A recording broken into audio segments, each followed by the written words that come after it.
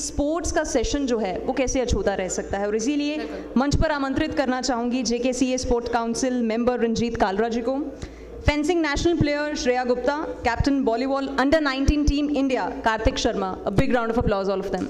इनके साथ बातचीत करने के लिए मैं आमंत्रित करना चाहूँगी हमारे जर्नलिस्ट आसिफ रशीद को। Big round of applause. Thank you. बहुत बहुत शुक्रिया आप सभी का सब्र तहम्मुल रखने के लिए और साथ निभाने के लिए। आज दूसरा दिन है, एक एक करके हम अलग अलग सेशंस की तरफ बढ़े हैं और अब ज़रा उस सेशन में हम दाखिल हुए हैं जिसने पिछले 2 सालों की मैं बात करूं तो स्पोर्ट्स के डिफरेंट डिसिप्लिन्स जो रहे हैं केंद्र शासित प्रदेश के या मरकज़ के ज़ेर इंतज़ाम जम्मू कश्मीर के, तो उसमें सिर्फ क्रिकेट तक जो चीज़ें महदूद रहती थी वो उससे और आगे बढ़ी हैं और अलग अलग डिसिप्लिन्स में अब हम साउथ एशियन गेम्स तक, लंदन ओलंपिक्स तक, उज़्बेकिस्तान तक और यहाँ तक के अलग अलग चैम्पियनशिप्स जो साउथ एशिया में हुई है या फिर अलग अलग जगहों पर, उसमें भारत की तरफ से जो रिप्रेजेंटेशन रही है उसमें केंद्र शासित प्रदेश जम्मू कश्मीर से भी खिलाड़ी गए हैं। तो उनमें कुछ खिलाड़ी हमारे साथ हैं। आप सबका बहुत बहुत शुक्रिया अपना कीमती वक्त देने के लिए। शुरुआत हम करेंगे, रंजीत कालरा जी हमारे साथ हैं। स्पोर्ट्स प्रमोशन की जब बात होती है तो कोई इनका नाम ना ले तो ज़्यादती होगी। हमारे साथ इस वक्त हैं और सिर्फ क्रिकेट तक ही नहीं, क्रिकेट से नाता ज़्यादा अगरचे रहा, बाकी खेलों में जैसे इन्हें युवाओं को आगे लाया, एक बड़ी जिम्मेदारी निभाई है। बहुत शुक्रिया उसके लिए भी, युवाओं को एक मौका देने के लिए और आज वक्त देने के लिए। श्रेया गुप्ता हमारे साथ बैठी हैं जिन्होंने जम्मू कश्मीर से उठी, जम्मू से गई और भारत के लिए खेला इन्होंने फेंसिंग में। बहुत कम लोगों ने नाम सुना होगा, इस वक्त हमारे साथ हैं। जम्मू से निकली और साउथ एशियन गेम्स तक गई और लंदन ओलंपिक्स में इन्होंने ब्रॉन्ज मेडल लाया और बैक टू बैक 2018, 2021, 22 में ब्रॉन्ज मेडल हमारे साथ हैं। बहुत शुक्रिया आपका भी श्रेया। और हमारे जो आज के तीसरे मेहमान हैं, नौजवान खिलाड़ी हैं लेकिन टीम इंडिया को रिप्रेजेंट करते हैं वॉलीबॉल चैंपियनशिप में, अंडर-19 टीम इंडिया के कैप्टन है। जोरदार तालियों से स्वागत कीजिए इनका। बहुत शुक्रिया। कार्तिक शर्मा सरहदी ज़िला राजौरी से हैं और भारत के लिए खेलेंगे। बहुत कम लोगों का सपना पूरा होता है लेकिन आज सपना पूरा करके हमारे साथ हैं। बहुत शुक्रिया आप तीनों का। शुरुआत में करूंगा रंजीत जी आपसे। मैं क्रिकेट से हटकर ज़रा बात करूंगा क्योंकि जम्मू कश्मीर में जब हमने स्पोर्ट्स कल्चर की बात की है तो एंट्री हम क्रिकेट वाले गेट से लेते थे। आज मैं उस स्पोर्ट्स कल्चर की बात करूँगा जहाँ पर बाकी सारे सेक्टर्स की बात हुई है। बदलते हुए इस माहौल को आप उन युवाओं को जिन्हें शायद बरसों तक मौका नहीं मिला, मैं ये नहीं कहूँगा कि 3 ही बरसों में ज़्यादा मिला, लेकिन आहिस्ता आहिस्ता उन्होंने रुचि दिखाई है, आगे आए हैं। कैसे देखते हैं इस सारे पूरे सिनारियो को और सिस्टम को? क्या अपग्रेडेशन वाकई में हुई है जिसका नतीजा ही माने कि आज अगर भारत के लिए 50 मेडल्स आते हैं तो 5 से 10 जम्मू कश्मीर के युवा भी लाते हैं? देखिए, माहौल जो स्पोर्ट्स का है, जो स्पोर्ट्स का अपग्रेडेशन है वो पहले से बहुत बेहतर है और ये कोई छुपी हुई बात नहीं है। आप किसी भी अखबार का कोई भी स्पोर्ट्स पे जम्मू कश्मीर का देख लें, टाइम्स ऑफ इंडिया का देख लें, इंडियन एक्सप्रेस का देख लें, आपको जम्मू कश्मीर का कोई स्पोर्ट्स का सितारा उसमें ज़रूर नज़र आएगा। और इसकी 3-4 मेन वजह हैं। सबसे पहला जो इसका कारण रहा, हमारी जो प्रोग्रेशन है, प्रोग्रेसिव इनिशिएटिव टुवर्ड्स स्पोर्ट्स, वो रहा ऑनरेबल प्राइम मिनिस्टर का special sports Jammu Kashmir package. I think that was the game changer for Jammu and Kashmir, जहां 200 करोड़ का एक स्पेशल स्पोर्ट्स पैकेज दिया गया जिसके तहत हर ज़िले में इंडोर स्टेडियम बना। जो ऑलरेडी आउटडोर स्टेडियम्स थे उनको रिफर्बिश किया गया और एलाइड जो फैसिलिटीज़ थी उनका जो है बिल्डअप हुआ। सेकेंडली, आई थिंक जो सबसे बड़ी और मुबारक बात है जिसके लिए हम ऑनरेबल LG मनोज सिन्हा साहब के बहुत शुक्रगुजार हैं, सारी स्पोर्टिंग फर्टिनिटी 70 साल के बाद हमें एक स्पोर्ट्स पॉलिसी यहाँ मिली जिसके लिए हम कितनी देर से मांग कर रहे थे, जद्दोजहद कर रहे थे सब स्पोर्ट्स वाले, और 70 साल के बाद एक कॉम्प्रिहेंसिव स्पोर्ट्स पॉलिसी बनाई गई जिसमें हर तरह के स्पोर्ट्स के जो फैसेट है उसको कवर किया गया। I think that is something remarkable जिससे हमें एक दिशा निर्देश मिलेगा। थर्डली, जो हमारा जो यूथ था, जो आउटस्टैंडिंग स्पोर्ट्स पर्सन थे जिनकी नियुक्ति लगभग 8 साल से नहीं हुई थी under the outstanding SRO category, वो सब अब स्पोर्ट्स के एम्प्लॉयमेंट के लिए उनका प्रोसेस जारी हुआ है और लगभग 222 स्पोर्ट्स पर्सनस को पिछले बैकलॉग को छोड़ के अब लगाया जाएगा under their SRO performance in outstanding category. और हर साल हम अब 25 स्पोर्ट्स पर्सन को यहाँ गवर्नमेंट जॉब देंगे। और सबसे खुशी की बात यह है कि बाकी स्टेटों में, पंजाब में, नॉर्थ ईस्ट में, गुजरात में आउटस्टैंडिंग प्लेयर को गेजेटेड रैंक में लगाया जाता था, यहाँ नहीं लगाया जाता था। अब हर साल 5 लोगों को गेजेटेड पोस्ट मिलेगी। I think this is something remarkable. और जितनी इसमें हम सरकार की और मैं स्पोर्ट्स पॉलिसी पे भी आऊँगा, लेकिन ये जो बदलते हुए स्पोर्ट्स कल्चर में हमने देखा सिर्फ एडमिनिस्ट्रेटिव पार्ट पर जो डिसीजंस हुए हैं, क्या वो काफ़ी था आपकी नज़र में? या बतौर एक स्पोर्ट्स एडमिनिस्ट्रेटर हैं, क्रिकेटिंग बॉडीज़ के साथ आप काम करते हैं, एक तवील मुद्दत से आपकी खिदमात रही हैं, या फिर इसमें नौजवानों को फ्रॉम ज़ीरो लेवल टू ए से जेड तक उनके बीच में जो इंफ्रास्ट्रक्चर का एक गैप जो माजी में रहा है वो फिल हुआ है, तब जाकर स्टेप बाय स्टेप आगे आए हैं युवा? देखिए, हमारे जम्मू कश्मीर में the priority always was something else.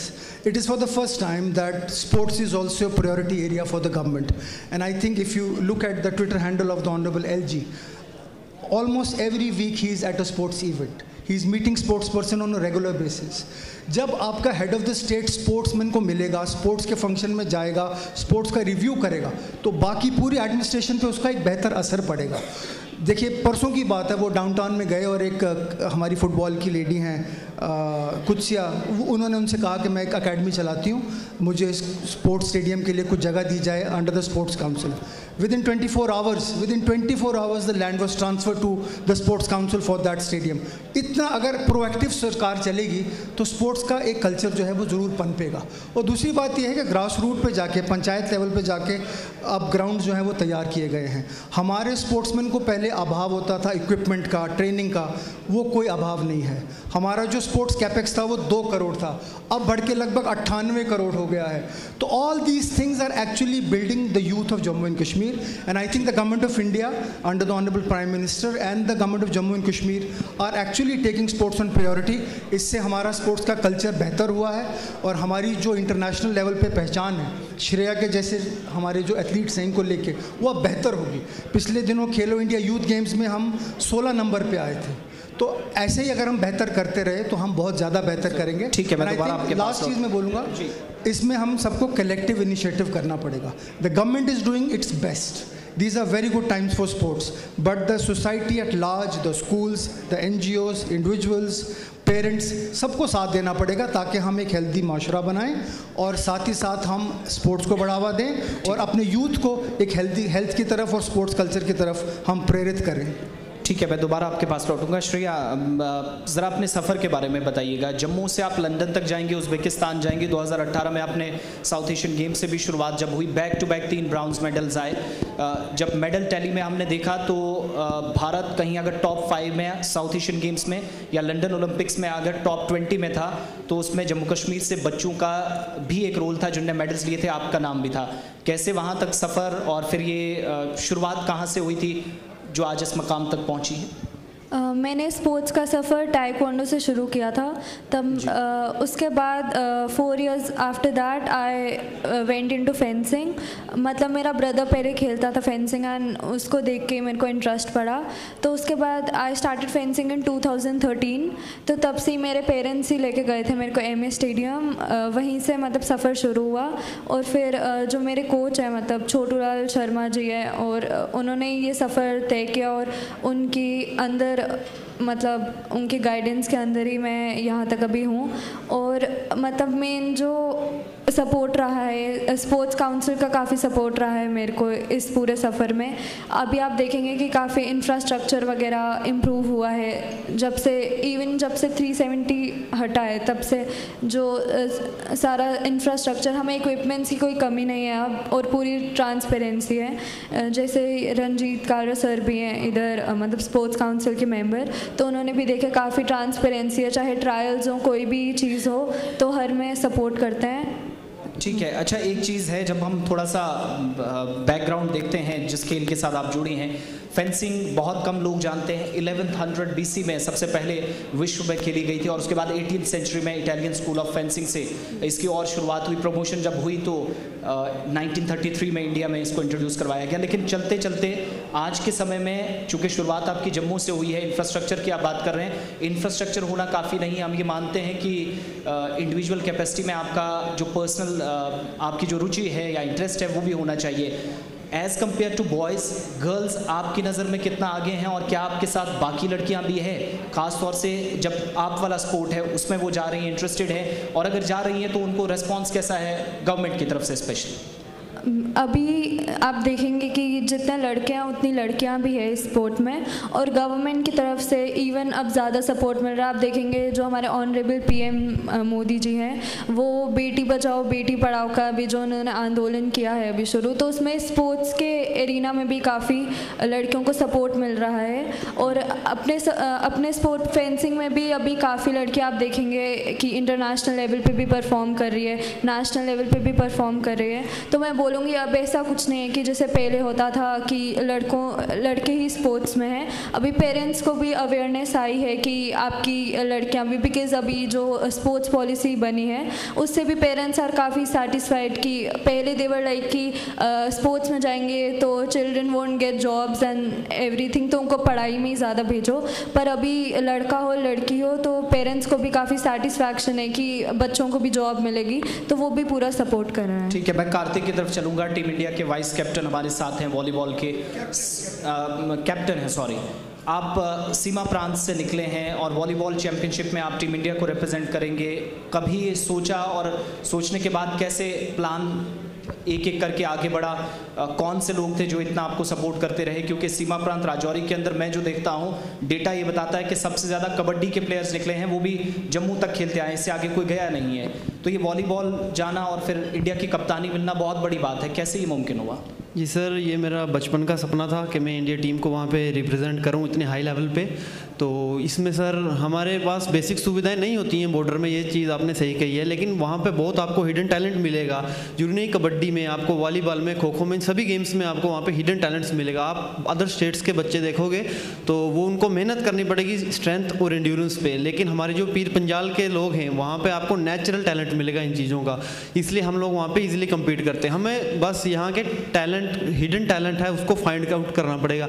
हमारी जो वॉलीबॉल फेडरेशन है J&K की, वहाँ पे रेगुलर बेसिस पे वो टूर्नामेंट करवाते हैं। हमारे कुछ अच्छे कोचेज श्री तारिक सर और श्री नरेश कुमार शर्मा, जिन्होंने हमें वहाँ पे टूर्नामेंट में आइडेंटिफाई किया और हमें वहाँ से बाहर निकाला। और जहाँ पे J&K में आप देखेंगे कि कोई वॉलीबॉल का एक स्पोर्ट्स हॉस्टल नहीं है, जिस वजह से मुझे J&K से बाहर गुजरात में जाना पड़ा। मैं 2018 में गुजरात में गया, वहाँ पे स्पोर्ट्स अथॉरिटी ऑफ इंडिया में मैं वहाँ पे प्रशिक्षण लेता रहा, मुझे कोचेज़ ने वहाँ भेजा था।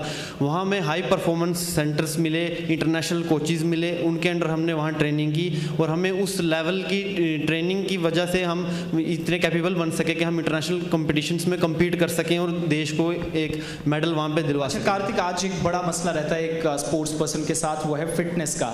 2006 के बाद हम देख रहे हैं इंडियन वॉलीबॉल एसोसिएशन अपने लेवल पे बहुत कोशिशें हुई हैं, लेकिन जम्मू कश्मीर में वो एथलीट जो कि इंडिया को रिप्रेजेंट कर रहे हैं उसकी एक जिंदा मिसाल आप हैं। जहाँ तक बात ट्रेनिंग की है, इक्विपमेंट की है, इंफ्रास्ट्रक्चर की है, तो वॉलीबॉल के लिए कितनी चीज़ें सुधरी आपकी नज़र में? जी सर, वॉलीबॉल के लिए आप, चूंकि आप वॉलीबॉल में ही इंडिया को रिप्रेजेंट करते रहे, इंफ्रास्ट्रक्चर, ट्रेनिंग, फिटनेस, ये सारी चीज़ें हैं, तो कैसे, क्या ये समय समय पर मिलती रही, कुछ चीज़ें इंप्रूव होती नजर आई हैं यूटी में? जी हाँ, जो हम गुजरात स्टेट से खेलते तो वहाँ पे बहुत ज़्यादा मॉडर्नाइजेशन है, वहाँ पे इन चीज़ों की बहुत ज़्यादा हमें अच्छी फैसिलिटी वहाँ पे प्रोवाइड की जाती है गुजरात गवर्नमेंट के वजह से।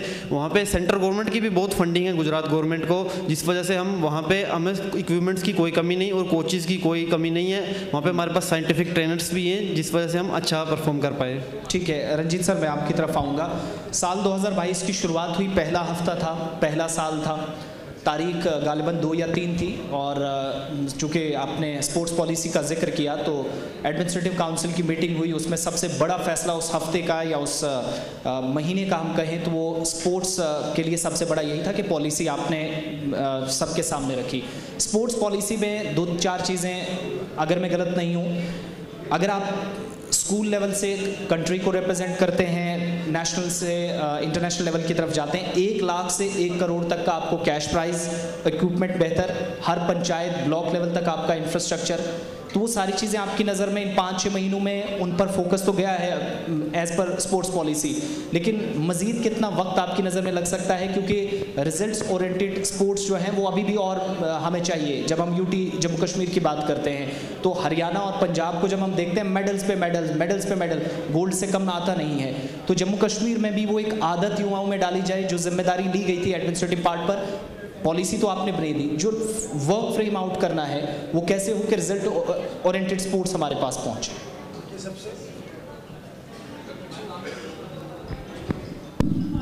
सबसे पहले तो मैं इनको मुबारक करूंगा और मैं इनको ये बताऊंगा कि जो गुजरात में ये साई के सेंटर में काम खेले हैं, अब स्पोर्ट्स अथॉरिटी ऑफ इंडिया का सेंटर जम्मू में भी क़याम में है और हम उनमें और गेम्स को जोड़ने की कोशिश कर रहे हैं और गॉड विलिंग वॉलीबॉल भी उसमें हम गवर्नमेंट ऑफ इंडिया से डिमांड करेंगे। सेकेंडली, डिस्ट्रिक्ट लेवल की आपने बात की, तो the government is in the process of initiating the constitution of district sports councils also. तो वो डिस्ट्रिक्ट लेवल पे काम करेगी ताकि डिस्ट्रिक्ट को इंडिविजुअली देखा जाए as a collective unit. Thirdly, जो स्पोर्ट्स पॉलिसी है, obviously it's a very visionary sports policy और बाकी जो कंटेम्प्रेरी स्पोर्ट्स के सिस्टम्स हैं पूरी इंडिया में, उनको मद्देनज़र रखते हुए बनाई गई है। जो department of youth services and sports है, which is under Sarmat Hafeez sahab now, and the J&K sports council secretary Nusrat Gul, ये सारे department under the leadership of the honourable lieutenant governor are working in one line. And I think जब आप ऊपर से लेकर नीचे तक एक माइंड से एक पॉलिसी और एक गोल को देख के चलते हो तो things will improve very fast. अगर आप आज के सिनेरियो में भी देखें तो आप रोज़ देखेंगे कि हमारा जो इस वक्त का प्रोग्राम है, माई यूथ माई प्राइड, हर दिन खेल, हर एक के लिए खेल, लगभग हम 15 लाख लोग अब तक खेल चुके हैं। और जब ऑनरेबल प्राइम मिनिस्टर पिछले दिनों पंचायत दिवस पे पल्ली आए थे तो एक बहुत बड़ा एक इंस्पायरिंग मोमेंट था जब वो J&K के आउटस्टैंडिंग स्पोर्ट्स पर्सन से वहाँ मिले थे। तो जब एक देश का प्रधानमंत्री आपके स्पोर्ट्स पर्सन के लिए टाइम निकालता है, उनसे मिल के उनको इनकरेज करता है, इसका बहुत अच्छा असर पड़ता है। I think this is something remarkable और इसी स्पिरिट को लेके जम्मू कश्मीर गवर्नमेंट काम कर रही है और स्पोर्ट्स काउंसिल काम कर रही है। एंड आई थिंक जो आपने सारे सवाल उठाए, they are all under consideration और आने वाले दिनों में आप देखेंगे कि स्पोर्ट बहुत बेहतर होगा। हमें बहुत कुछ करने की ज़रूरत है लेकिन हम सही राह पर हैं। ठीक है, एक फाइनल कमेंट मैं तीनों से लूँगा और उसके बाद चूँकि समय कम है, बाकी मेहमान जो कि काफ़ी समय से इंतज़ार कर रहे हैं, फर्दर क्या प्लान्स हैं आपके? नेक्स्ट जो आपकी चैंपियनशिप होनी है भारत की तरफ से, फिर आप बतौर कप्तान मैदान में उतरेंगे, कहाँ पर है, क्या है और क्या स्ट्रेटजीज़ आपकी रहने वाली? हमने सर अभी वर्ल्ड चैंपियनशिप के लिए क्वालिफाई किया है जो शायद ईरान में ही होगा नेक्स्ट ईयर। तो हमने इस बार अपना तिरंगा वहाँ पे लहराया है, अगली बार हम तिरंगा भी लहराएंगे और राष्ट्रीय गान भी बजवाएंगे हिंदुस्तान का, वहाँ पे ज़रूर स्वर्ण पदक लाएंगे भारत के लिए। ये हमारा मेन टारगेट है नेक्स्ट ईयर के लिए। फेंसिंग का भी आप ज़रा बता दीजिएगा क्योंकि भारत में भी अब इसके टूर्नामेंट्स आगे जो एज़ पर जो स्पोर्ट्स अथॉरिटी है उसने प्रोग्राम बनाए हैं, तो क्या इंडिया के अंदर ही या फर्दर आपके फॉरेन टूर्स भी होने वाले हैं इसमें? मैं बताना चाहूँगी, मैं टॉप से एथलीट हूँ, टारगेट ओलंपिक पोडियम स्कीम, जो कि ऑनरेबल प्राइम मिनिस्टर जी ने ये स्कीम शुरू की थी, जिसमें जो top players of the country, इसमें आई गेस 200 समथिंग प्लेयर्स है फ्रॉम ऑल द गेम्स, इसमें वो आपको फॉरेन ट्रेनिंग वगैरह के चांसेस देते हैं। तो नेक्स्ट ईयर मतलब वो हंगरी भेजने की ट्राई कर रहा है, मतलब मोस्ट प्रॉबेबली हम हंगरी जाएंगे ट्रेनिंग के लिए, जितने भी फेंसिंग के टॉप से एथलीट हैं। तो अभी साथ में नेशनल गेम्स है इस सितंबर एंडिंग में, तो उसमें भी मैं क्वालिफाई हूँ और हमारी टीम भी क्वालिफाई है फेंसिंग की, तो उधर भी हम J&K UT की तरफ से भी बेस्ट देंगे। ठीक है, एक आखिरी सवाल आपसे रंजीत जी, 2-2.5 साल पहले इरफान पठान आए, क्रिकेट से थोड़ा जुड़ा हुआ सवाल क्योंकि आपका क्रिकेट से लेना देना काफ़ी है, BCCI के साथ आप जुड़े रहे हैं, कामकाज काफ़ी करीब से देखते हैं। मिथुन मनास यहाँ पर आए, सुरेश रैना यहाँ पर पहुँचे और उसके बाद परवेज़ रसूल जैसे लोगों का एक्सपीरियंस करना, फिर उमरान मलिक हमसे निकले, फिर अब्दुल समद का जाना। क्या इन्हीं खिलाड़ियों तक हम सीमित रहें, इन्हीं पर डिपेंड रहें, या फिर हमें वो बाहर के कोचेज़ जो लाते थे, यहाँ पर खिलाड़ी कह रहे हैं कि हम ट्रायल्स के लिए जाते हैं, लेकिन उस तरह की कोचिंग, उस तरह का प्लेटफॉर्म जो बाहर के लोगों के साथ एक अपना एक्सपीरियंस है वो वापस वो लौटेगा और यहाँ ख़त्म करने का क्या ये हम वाकई में इतना इम्प्रूव कर गए हैं कि अपने खिलाड़ियों को और अपने खिलाड़ियों से अब ट्रेन करवाएंगे, बाहर के कोचेज़ और सारी चीज़ें वो ख़त्म करने जा रहे हैं? देयर इज़ नो डेथ of talent in Jammu and Kashmir. और अगर आपने जब उमरान मलिक की जो ये रिमार्केबल जर्नी है, इसको अगर आपने देखा होगा तो पिछले ही महीने दिल्ली कैपिटल्स जो IPL की टीम है, उन्होंने अपना एक स्काउटिंग कैंप कश्मीर में लगाया था और जम्मू और कश्मीर के प्लेयर्स को बुलाया था, because they want to take the best from Jammu and Kashmir. Irfan Pathan का बहुत कमाल का रोल रहा जब उसने समद को और परवेज़ को और रसिक सलाम को और उमरान को कोच किया। I think the present dispensation जो है अभी हमारी मिथुन मनास, ब्रिगेडियर अनिल, सुनील सेठी जी, ये इन्होंने भी पिछले दिनों बहुत अच्छा एक पूरे स्टेट में एक टैलेंट सर्च अभियान चलाया। J&K के सेलेक्टर्स JKCA के हर डिस्ट्रिक्ट में गए और हज़ारों की तादाद में लड़के लड़कियों ने उस टैलेंट सर्च में हिस्सा लिया और फिर उनके मैचेस कराए गए। इस तरह से हम हर रियासत के कोने कोने में डिस्ट्रिक्ट फाफलंग में क्रिकेट को लेके जा रहे हैं और क्रिकेट अच्छे हाथों में है। अगर आप बीसीसीआई की बात करें, सौरव गांगुली वहाँ हैं, जय शाह वहाँ हैं, अरुण वहाँ पे हैं, तो J&K is always been a priority for the BCCI. और बीसीसीआई का हमेशा ये संकल्प रहा है कि J&K को स्पेशल अटेंशन दिया जाए। और इसके बावजूद आप देखेंगे कि कोई भी यहाँ से अगर हम बीसीसीआई को कोई डिमांड भेजते हैं या कोई रिक्वेस्ट करते हैं तो वो ज़रूर मानते हैं। तो we are in good hands और हमारे प्लेयर जो हैं जितने ज़्यादा मेहनत करेंगे उतना वो सामने आएंगे। और उमरान के जाने से, समद के IPL में जाने से एक रास्ता खुला है और जब एक प्लेयर आगे जाता है तो बाकी लोगों को इंस्पायर करता है। And I think this is a good times for Jammu and Kashmir. हमारे प्लेयर्स को सिर्फ बैकअप चाहिए, गवर्नमेंट का, एसोसिएशन का, सोसाइटी एट लार्ज, पेरेंट्स का, ताकि उनका जो मनोबल है वो नीचे ना हो और हम उन्हें सपोर्ट करके आगे ले जाएं ताकि देश का और तिरंगे का नाम वो रोशन करें। 30 सेकंड में एक छोटा सा आंसर। लोकल लेवल पे जो लीग्स होती थी, board of control cricket in India के कोई ऐसे रूल्स रेगुलेशंस हैं या नहीं, थोड़ा सा ये भी जल्दी से बता दीजिएगा। जो लोकल लेवल पे लीग्स बंद की गई, अगर खिलाड़ी ग्राउंड में नहीं जाएगा तो परफॉर्मेंस कैसे आएगी? वो यहाँ पर JKCA की तरफ से बंद करना, हालांकि आप JKCA से थोड़ा इन दिनों हटकर एज ए स्पोर्ट्स प्रमोटर काम कर रहे हैं आप, लेकिन स्पोर्ट्स काउंसिल में आपको एक जिम्मेदारी है, तो एक छोटा सा जवाब मैं उस पर भी चाहूँगा। देखिए, मेरा पर्सनल इसमें ये पॉइंट ऑफ व्यू है that the BCCI has a system of registering players. This embargo is only for all those players who are registered with the JKCA and then with the BCCI। वो कुछ कम 200-500 player होगा, इससे ज़्यादा नहीं होगा। बाकी जो हज़ारों प्लेयर हैं वो लीग्स खेल सकते हैं। और उसमें भी BCCI का एक उसमें जो मंशा ये है कि प्लेयर गलत हाथों में ना खेले, प्लेयर को इंजरी ना हो, प्लेयर मैटिंग पे ना खेले, क्योंकि मैटिंग पे खेल के प्लेयर की गेम ख़राब होती है। There are certain issues that the BCCI is taken into consideration. But कुछ टूर्नामेंट ऐसे हैं जो JKCA अलाउ करते हैं, अगर उनको आप परमिशन के लिए अप्लाई करें और उनको लगे कि ये tournament as per the rules हो रहा है तो उस परमिशन को रिकग्नाइज़ करते हैं और वो अच्छी बात। बहुत बहुत शुक्रिया आप तीनों का। टीम इंडिया के कप्तान वॉलीबॉल के हमारे साथ, इन्होंने हाल ही में एसोसिएशन चैंपियनशिप में एक बड़ा नाम कमाया, जम्मू कश्मीर से गए।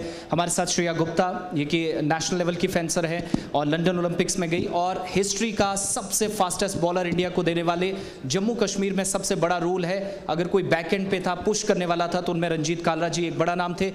तीनों का बहुत बहुत शुक्रिया। तीनों के लिए जोरदार तालियों से इनका आभार व्यक्त करते हैं। बहुत बहुत शुक्रिया आप तीनों का। Thank you so much.